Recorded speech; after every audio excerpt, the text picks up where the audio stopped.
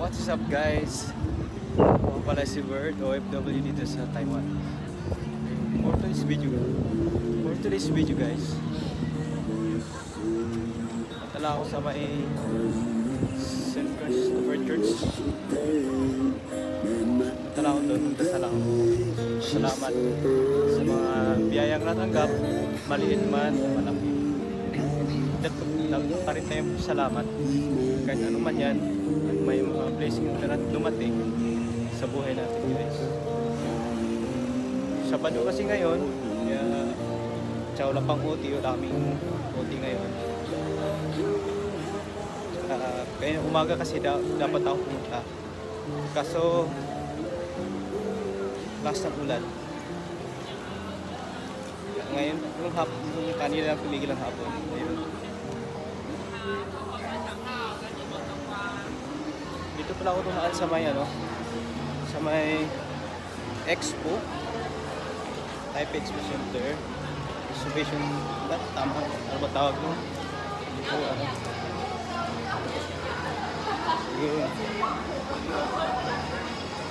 Kaya mag siguro mga lang 10 minutes yung lakad ako copyright dahil copyright dito guys.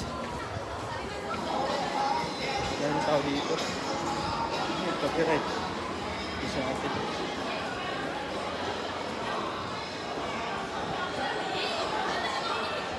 yun.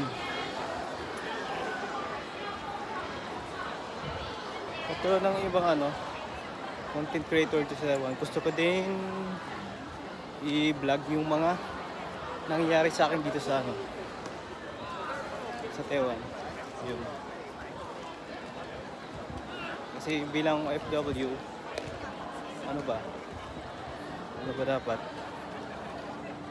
Hindi, lagi ko lang dito guys. Dahil ng ganun dahil tao. Tingnan mo picture. Meron mga dito. Daming tao dito.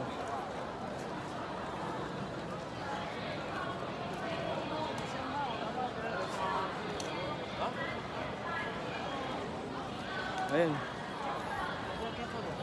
Mamaya na ulit guys.